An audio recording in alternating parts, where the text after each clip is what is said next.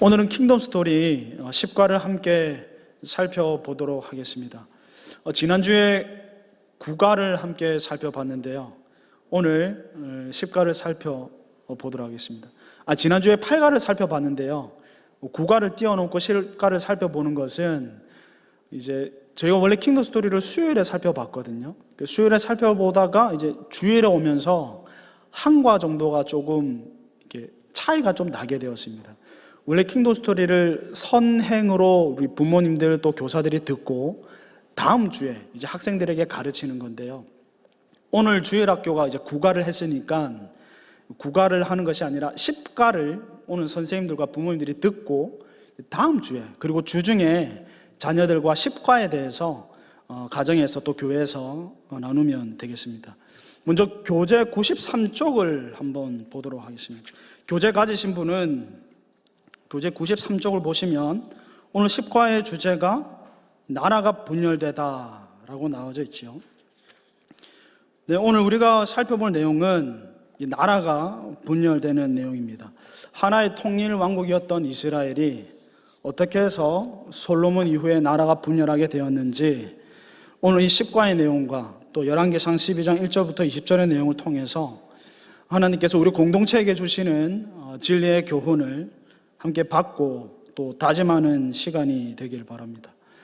이스라엘의 분열을 먼저 살펴보기 위해서는 솔로몬의 통치를 먼저 좀 살펴봐야 하겠는데요. 교재 93쪽 하단에 나오는 하나님 나라 속으로라는 내용을 먼저 한번 보도록 하겠습니다. 제가 좀 발췌해서 적어왔는데요. 책이 없으신 분들은 이제 앞에 PPT를 보시고 한번 같이 보도록 하겠습니다. 눈으로 한번 따라오면서 읽으십시오. 하나님 나라 속으로. 통일왕국 시대의 하나님 나라로서 이스라엘이 성장하고 발전했습니다. 왕인 다윗과 솔로몬을 비롯해 백성 모두가 하나님 말씀에 순종하고 예배했기 때문입니다.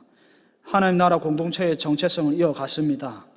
특히 솔로몬이 겸손한 마음으로 듣고자 할 때 거대한 나라를 이루고 복을 누렸습니다. 하지만 시간이 지나 솔로몬이 하나님의 말씀을 떠나 세상 나라에 귀를 기울이면서부터 짙은 어두움이 들이기 시작했습니다. 솔로몬의 뒤를 이어 통치하는 왕들 앞에는 두 가지의 길이 기다리고 있습니다. 바로 복의 길과 저주의 길입니다. 솔로몬에 대해서는 여러분들 많이 들어서 잘 아시죠? 그는 다윗과 밧세바 사이에서 난 아들로서 다윗의 왕위를 이어받아서 40년 동안 통일 이스라엘을 다스린 사람입니다. 그가 왕이 되자마자 한 일은 일천번제를 하나님 앞에 드리는 것이었습니다. 일천번제라고 하는 것은 1000마리의 제물을 하나님 앞에 드린 것입니다. 1000마리의 희생제물을 하나님께 드린 것이죠. 특히 번제라고 하는 것은 제물의 가죽을 벗기고 성경에 보면 각을 떠서 불에 살라 바쳐라 라고 얘기를 하거든요. 화재로 바쳐라 라고 얘기합니다. 각을 뜬다라고 하는 것은요, 우리 몸을 보면 이게 마디가 꺾이는 부분이 있지 않습니까? 이 마디를 자르는 게 각을 뜬다라는 것입니다. 몸에 있는 모든 마디를 이제 칼로 이제 조각조각을 내어서 이제 화재로 가죽을 벗기고 홀라당 전체를 하나님 앞에 불살라 바치는 화재가 바로 번제입니다. 그리고 이 번제는 자원제의 성격을 띠고 있고요. 그러니까 의무제사는 아닙니다. 드려도 되고 안 드려도 되지만 이제 하나님 앞에 이제 온전한 희생과 헌신을 각오하려는 마음을 가진 사람은 자원제로 제사를 드릴 수 있는데 번제로 드려라라고 이제 레위기에 보면 이제 이스라엘 5대 제사를 이제 말씀하시면서 그렇게 얘기를 하시죠.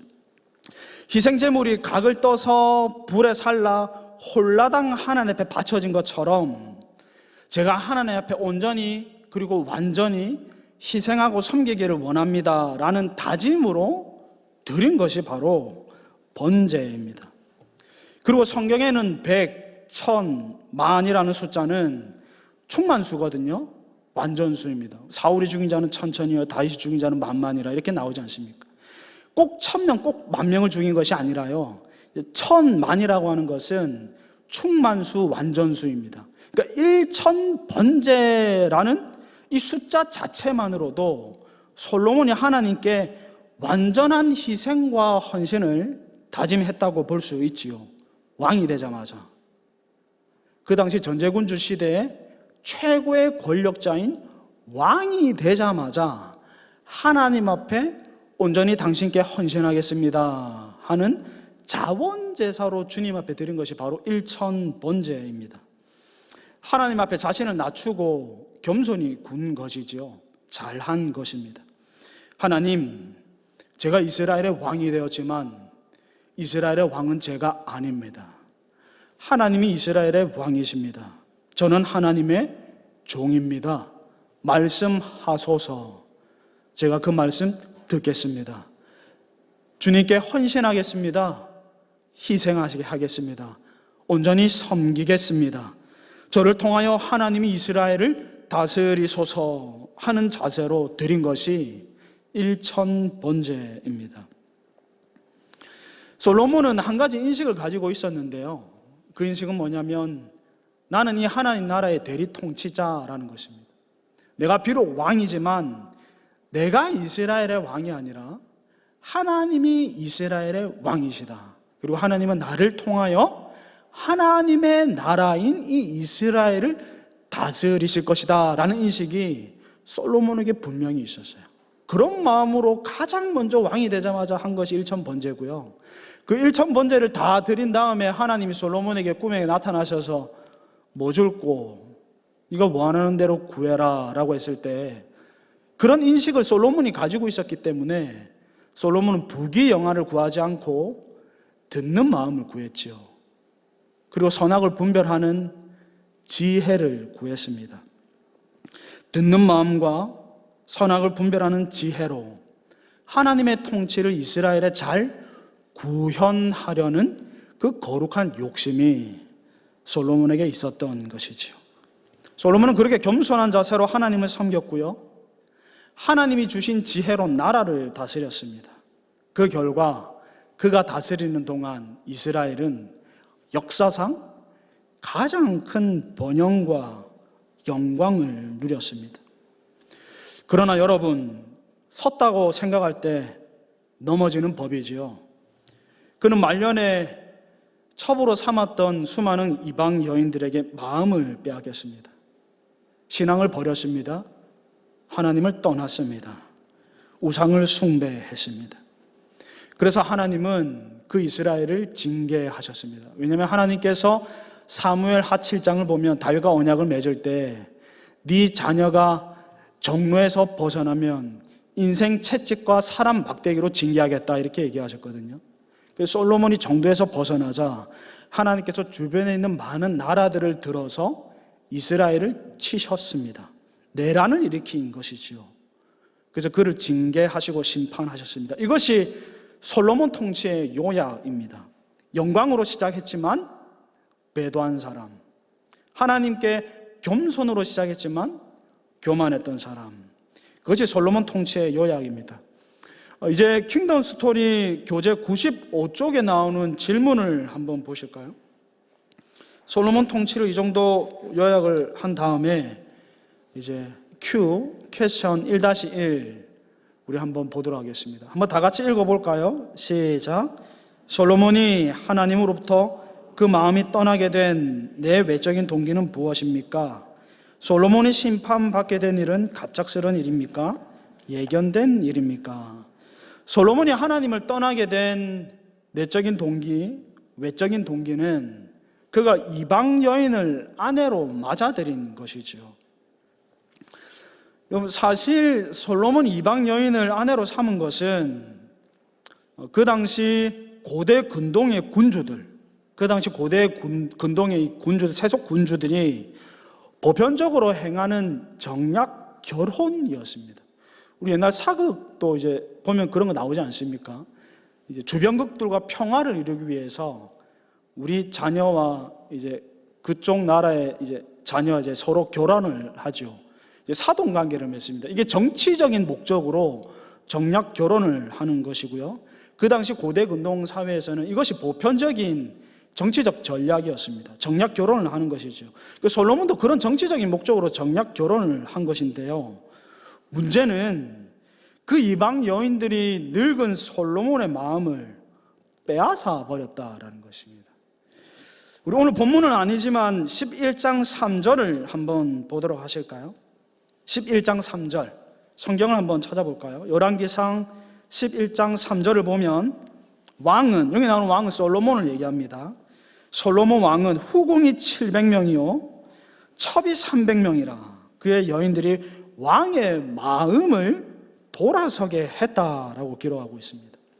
정치적인 이유로 나라의 평화라는 선한 목적으로 맞아들인 이 이방 여인들이 훗날에 화근이 되어서 이 솔로몬 마음에 있는 그 중심추를 하나님에게서 멀어지게 만든 것이죠.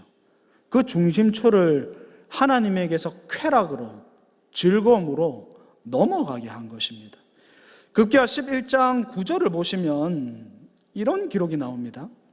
솔로몬이 마음을 돌려 이스라엘의 하나님 여호와를 떠났다라고 얘기를 하고 있어요. 여인들이 그 왕의 마음을 돌아서게 했다, 하나님에게서 돌아서게 했다, 약간 소극적인 자세였다면 급기야 더 나아가서 9절에서는 하나님 여호와를 떠나게 만들었다라고 얘기를 합니다. 이 모든 것의 시작이 어디에서 시작되었습니까? 솔로몬의 자그마한 정치적인 계산, 솔로몬의 자그마한 정치적인 계산에서 시작되었지요.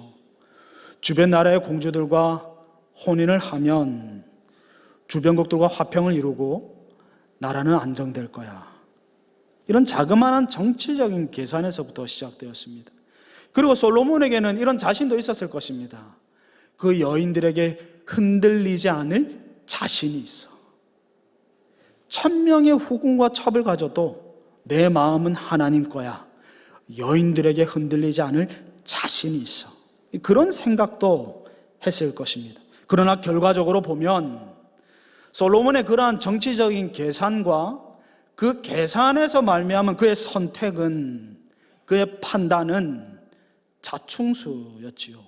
자충수였습니다. 솔로몬은 그 판단과 그 선택으로 인해서 하나님에게서 멀어지게 되었고 신앙을 잃어버리게 되었습니다. 자, 그럼 이제 질문 1-2를 한번 우리들에게 적용을 해볼까요? 질문 1-2 다 같이 한번 더 읽어볼까요? 시작. 내 마음을 흔들고 하나님 말씀에 불순종하게 하는 내 외적인 요인은 무엇입니까? 최근 들어 강하게 유혹받은 일이 있다면 진솔하게 나눠보십시오. 최근에 여러분들의 마음을 뒤흔들고 하나님께 불순종하게 만든 요인들 혹시 있습니까? 여러 가지가 있겠지요. 무엇보다 우리는 현실을 살지 않습니까? 근데 그 현실은요, 거짓을 무기로 삼는 현실입니다. 불의가 대접을 받는 현실이에요. 그 거짓과 불의가 넘쳐나는 이 세상에서 정직하게 살려니, 의롭게 살려니 나만 손해보는 것 같아요. 그런 생각 드신 적 없으세요? 나만 손해봐. 다른 기업은 다 이중장부를 쓰는데 정직하게 가자니 나만 손해보는 것 같아. 어느 정도의 타협하고 불의와 거짓을 저지르는데 하나님 앞에 부끄럽지 않은 정도를 걸으려고 하니 손해보는 것 같아요. 신앙을 가져서 손해보는 것 같은 마음이 우리 안에서 내면에서 올라오지요. 내가 먼저 굽히고 용서하고 사랑하려니까 체면 구기는 것 같아요.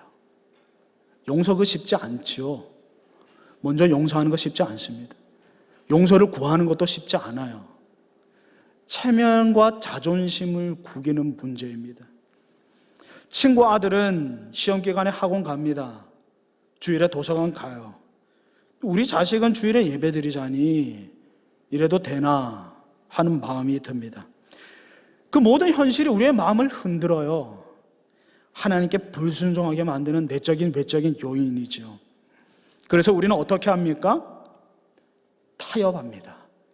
타협해요. 괜찮아. 어디까지나 정략적인 거야.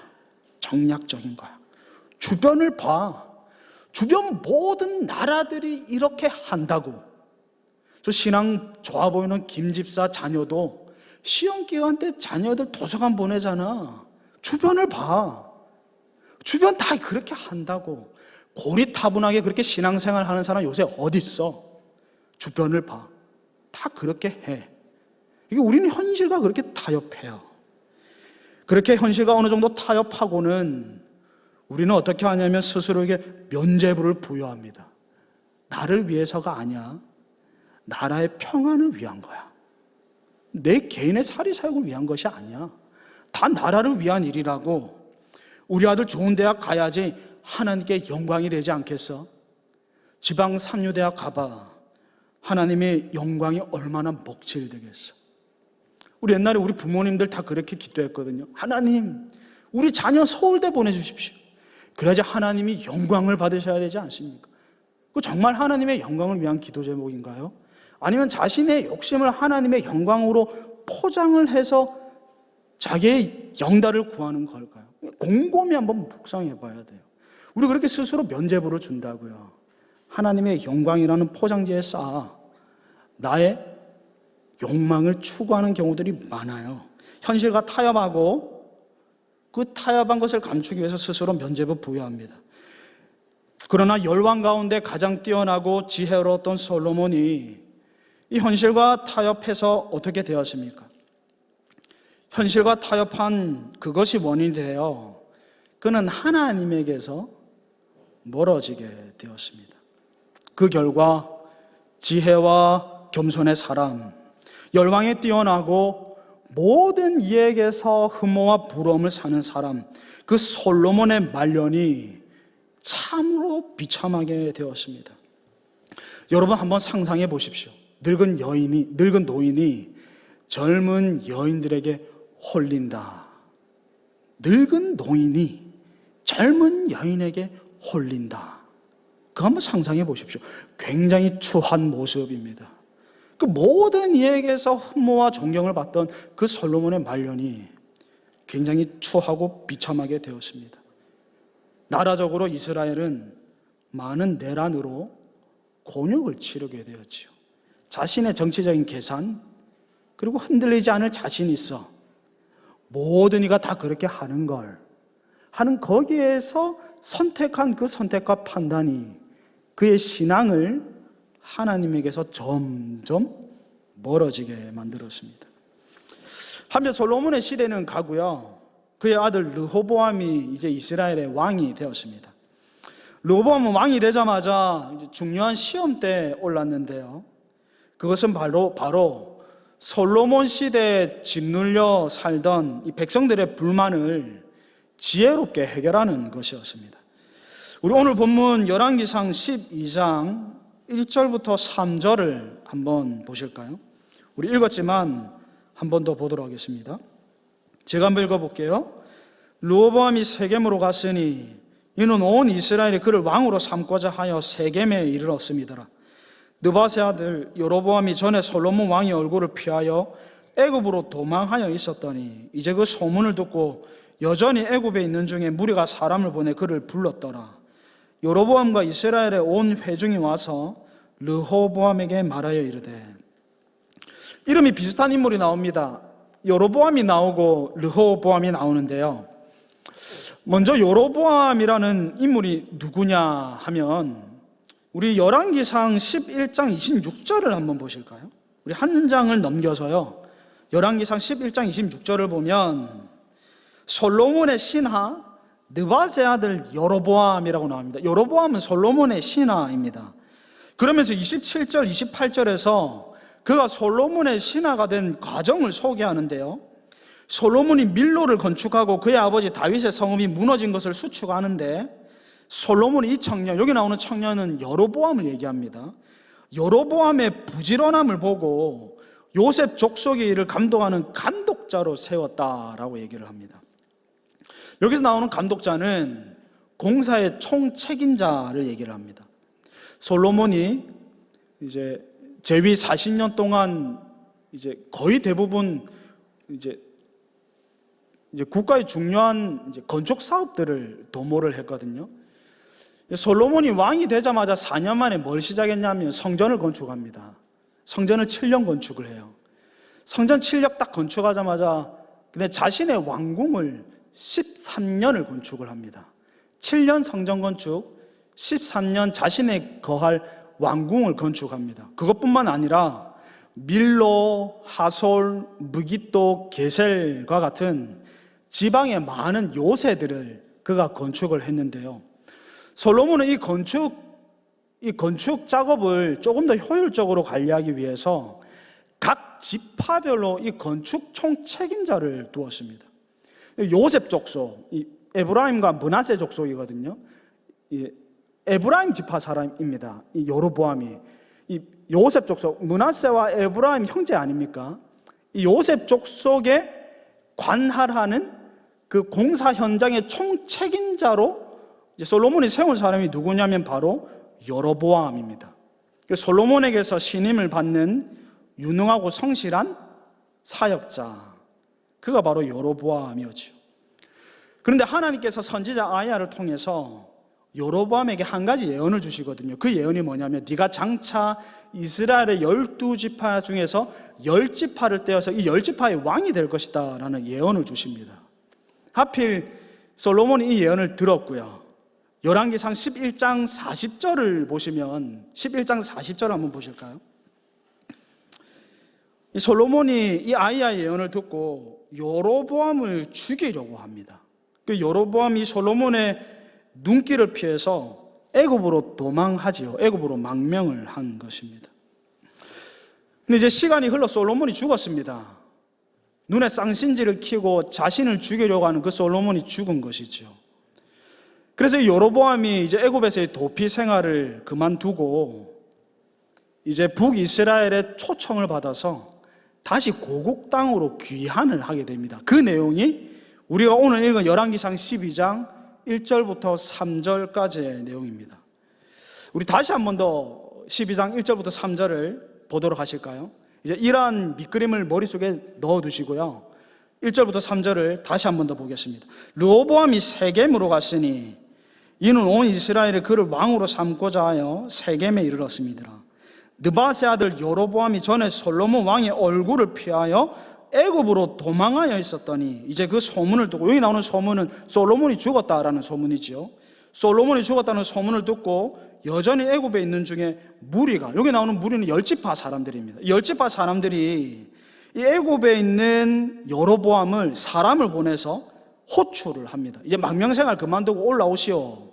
솔로몬이 죽었습니다. 이제 호출을 해서 이 여로보암이 이스라엘의 10지파 이 온 회중과 함께 이제 갓 왕 위에 오른 솔로몬의 아들 르호보암에게 찾아가는 것이죠. 이 르호보암에게 찾아가서 한 가지 요청을 합니다. 그 요청이 4절에 나오는데 우리 4절을 다 같이 한번 읽어보도록 하겠습니다. 4절 시작. 왕의 아버지가 우리의 멍에를 무겁게 하였으나 왕은 이제 왕의 아버지가 우리에게 시킨 고역과 매운 무거운 멍에를 가볍게 하소서. 그리하시면 우리가 왕을 섬기겠나이다. 이 여로보암을 필두로 한 10지파의 요청은 아주 심플합니다. 그 심플은 그것은 뭐냐면 당신의 아버지 솔로몬이 너무나도 많은 건축 사업을 벌였고 우리가 거기에 동원이 되었습니다. 우리의 삶은 너무나도 고달팠어요. 멍에는 너무 무거웠어요. 그러니 부디 왕은, 르호보암 이제 왕 위에 오른 당신은 아버지의 전철을 밟지 마소서. 너무나도 고달프고 힘들었던 우리를 불쌍히 여기사 우리에게 무거운 멍에를 짐지우지 마소서. 멍에를 가볍게 하소서. 그러면 우리가 당신을 잘 섬기겠습니다. 이것이 10지파 사람들이 르호보암에게 했던 요청입니다. 아주 정중하게 요청을 하지요. 5절을 보시면 르호보암은 이들에게 대답하기를 3일 뒤에 온나. 이제 부산 사람이라서 가끔씩 경상도 사투리가 나옵니다. 3일 뒤에 오니라. 3일 후에 다시 내게로 온나라고 기별을 합니다. 그러고 나서 르호보암은요, 자기 아버지 부왕 때 솔로몬과 함께 나라를 다스렸던 지혜 교사들에게 자문을 구합니다. 이 열지파 사람들이 내게 와서 이러한 요청을 하는데 이 요청에 대해서 뭐라 대답하면 되겠습니까? 이 지혜 교사들에게 자문을 구하지요. 그들의 대답이 이렇습니다. 7절을 한번 보실까요? 지혜 교사들의 이제 자문입니다. 7절, 대답하여 이르되 왕이 만일 오늘 이 백성을 섬기는 자가 되어 그들을 섬기고 좋은 말로 대답하여 이르시면 그들이 영원히 왕의 종이 될 것입니다 라고 대답을 합니다. 이 지혜 교사들의 대답도 아주 심플해요. 당신이 자신을 낮추어서 그들의 요구를 수용하고 그들에게 좋은 말로 대답을 하시면 그들은 아마 영원히 당신을 섬길 것입니다. 그렇게 얘기를 합니다. 애둘러서 말한 것이지만 이 말의 요지는 이런 뜻입니다. 왕이여, 당신 뭐 단단히 착각하는 게 있는가 본데요. 당신은 군림하는 자로 세움받지 않았습니다. 세속의 군주들처럼 명령하고 억압하고 백성들의 피와 골수를 짜내서 자신들의 명예를 키우는 그런 자리로 하나님이 당신을 왕으로 세우지 않았습니다. 하나님이 당신을 세우는 것은 섬기는 자로 세운 것입니다. 그러니 그들의 요청을 수용하십시오. 그들에게 좋은 말을 하십시오. 뻗대고 주장하려 들지 마시고 이번 한번 낮추어서 그들의 말을 수용하면 그들은 아마 영원히 왕을 섬길 것입니다. 그런데 르호보암이요, 이 대답이 별로 마음에 안 듭니다. 내키지 않아요. 왜냐면요, 자기 아버지 솔로몬은 아주 강력한 군주였거든요. 전제 왕국의 군왕답게 솔로몬은 백성을 징발해서 국가 산업을 도모하고 그로 인해 이스라엘을 흥왕케 만든 전제군주 시대의 아주 강력한 전제자였습니다. 주변에 있는 수많은 나라들이 솔로몬의 지혜를 듣기 위해 나라로 오는 것을 옆에서 보았고 자기 아버지가 백성들로부터 얼마나 존경을 받는지 옆에서 보았어요. 솔로몬이 눈빛 한번 하면 찍소리 못했어요. 백성들은 40년 동안 그 전제 군주자였던 그 솔로몬 아래에서 힘겨운 멍에를 졌던 것이죠. 그것을 옆에서 봤거든요, 르호보암이. 그래서 르호보암은 이 노인의 말이 별로 마음에 들지 않아요. 나자자라는 말이 마음에 들지 않습니다. 그래서 이번에는 자신의 친구들을 불러서 그 친구들에게 자문을 구합니다.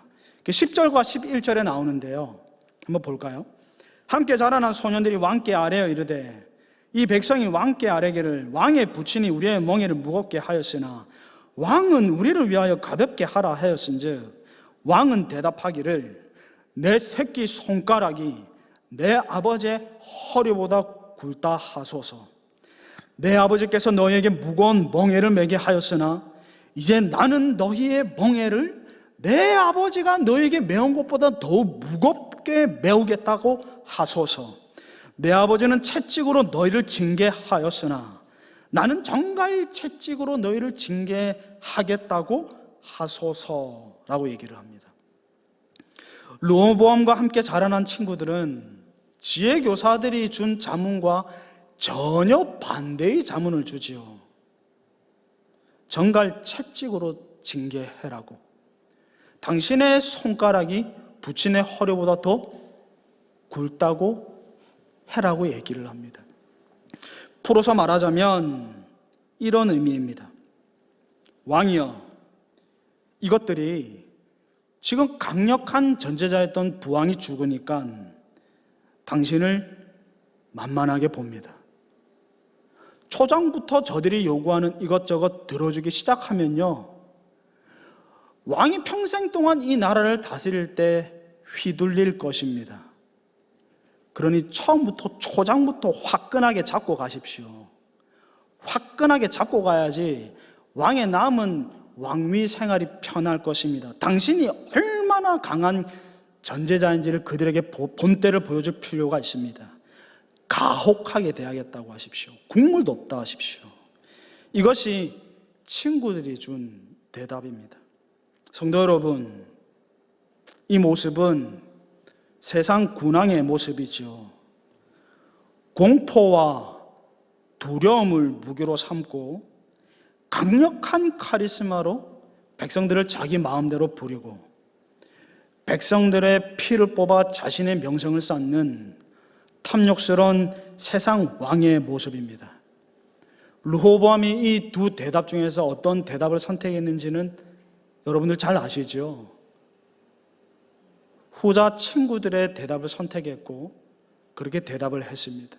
그 결과 열지파 사람들은 유다를 등지고 떠나 북이스라엘을 건설했고 나라는 둘로 쪼개지고 말았습니다. 여러분, 이제 교재 97쪽에 나오는 질문을 한번 보실까요? 어리석은 왕 르호보암. 이제 질문 2-1을 우리 한번 다 같이 읽어보도록 하겠습니다. 시작. 르호보암이 왕으로 등극하고자 세겜으로 갔을 때 어떤 사람들이 찾아왔으며 그들의 요구는 무엇이었습니까? 르호보암은 누구에게 조언을 구했으며 결국 어떤 조언을 선택했습니까? 세겜에서 왕으로 등극한 이 르호보암에게 어떤 사람들이 찾아왔지요? 여로보암을 필두로 한 열지파 사람들이 찾아왔지요. 그들의 요구는 무엇이었습니까? 멍에를 가볍게 해달라는 것이었습니다. 우리를 좀 힘들지 않도록, 우리의 삶이 고달프지 않도록 우리를 좀 보살펴달라는 것이었죠. 르호보암은 이들의 요청에 대해서 이제 지혜 교사들과 자신의 친구들에게 조언을 구했는데 결국에는 친구들의 조언을 따랐습니다. 그 결과 나라는 갈라졌습니다. 이어서 2-2 질문을 한번 다 같이 한번 더 읽어보도록 하겠습니다. 시작. 나는 어떤 과정과 기준으로 결정합니까? 결정하기 전에 받는 조언이 있습니까? 왕이 백성의 종이 되기로 선택하면 백성이 영원히 왕의 종이 될 것이라는 늙은 신하의 조언을 생각해 보십시오. 개인적으로나 교회, 국가에 적용할 수 있는 교훈이 있습니까? 다들 스스로 한번 생각해 보십시오. 나는 어떤 결정을 할 때, 어떤 판단을 할 때 어떤 과정을 걸쳐서 판단을 하는지, 결정을 하는지 한번 생각해 보십시오. 또 어떤 기준, 또 어떤 원리로 결정을 하고 판단을 하는지 한번 생각해 보십시오. 아마도 모든 성도님들이 중요한 결정들을 할 것입니다. 결정을 하는 데 있어서 아주 신중하게 할 것입니다. 특별히 우리 인생에 아주 중요한 방향을 바꿀 만한 결정들이 있지 않습니까? 내 인생의 터닝 포인트가 될 만한 아주 중요한 결정들이 있습니다. 특별히 그러한 결정들을 할 때에는 우리는 더욱 신중을 기합니다. 바른 결정을 하기 위해서 다양한 사람들의 의견을 듣기도 하고요. 삶의 경험이 많은 어른들, 혹은 이 분야에 있어서 전문적인 지식을 가진 사람, 혹은 이 길을 걸어가 본 사람들, 그들의 고견을 듣기도 합니다. 혹은 현재의 시세나 정황, 맥락을 고려하기도 하고요. 어떤 쪽으로 결정하든지 간에 내가 한 이 결정으로 말미암아 펼쳐지게 될 미래를 어렴풋하지만 머릿속으로 상상을 해보기도 하죠. 내가 이런 결정을 하면 어떤 그림이 펼쳐질까? 내가 이 판단을 하면 그 다음 스텝으로 내게 다가오는 장면들은 무엇일까? 라는 것을 우리는 머릿속으로 계산을 하고 미래를 짐작하기도 합니다. 정보, 맥락, 짐작되는 미래, 이 모든 것이 우리의 선택과 결정에 있어서 중요한 요소입니다. 그리고 중요한 기준과 원리가 될 수 있지요. 그러나 우리가 어떤 선택을 함에 있어서 가장 큰 기준과 원리는요, 성경이어야 할 것입니다. 성경이어야 할 것입니다. 무엇이 성경적인가? 무엇이 성경적인가? 사실 무엇이 성경적인가라고 하는 것은 성경의 해석 작업을 요하는 아주 어려운 문제이기 때문에 무엇이 성경적인가 하는 문제는 사실 답을 찾기 어렵고요. 이러한 질문을 스스로에게 던져보기보다는 이러한 질문을 던져보십시오. 이 선택이 하나님이 기뻐하시는 선택인가? 무엇이 성경적인가 하는 것은 성경의 해석을 해야 되기 때문에 어려운 문제고, 그 문제는 차치하고라도 내가 하는 이 선택이 하나님의 기쁨이 되는 선택인가 하는 것을 어떤 선택을 함에 있어서 자신에게 꼭 물어봐야 합니다. 그리고 하나님께 물어야 합니다. 기도를 해야 된다는 것입니다. 기도. 묻는다라고 하는 것은 기도를 해야 된다는 것입니다. 어떤 선택, 어떤 결정, 어떤 판단을 하기 전에 자신에게 스스로 무엇이 하나님의 기쁨인지 물어야 하고 하나님 앞에 기도해야 합니다. 혹은 말씀의 교사들, 혹은 내가 신뢰할 만한 영적 지도자들에게 찾아가서 영적인 조언, 그리고 답을 구할 수도 있지요. 그리고 성령에서 교사들에게서 신뢰할 만한 영적 지도자들에게서 받은 응답이 내 마음에 썩 내키지 않는다 하더라도,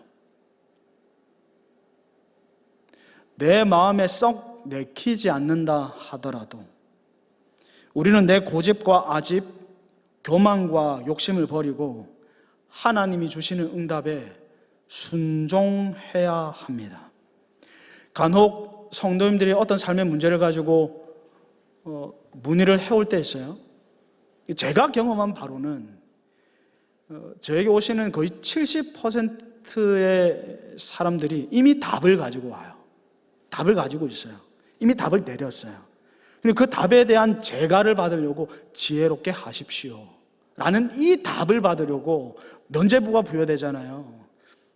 교회 지도자, 말씀 사역자들이 지혜롭게 해낼 때 이 면죄부를 받으려고 이미 답을 가지고서 가지고 와요. 열린 마음을 가지고, 완전히 오픈 마인드를 가지고 어떤 대답을 주시든지 간에 그 대답에 내가 순종하겠습니다 하는 마음을 가지고 오는 사람들은 잘 없습니다.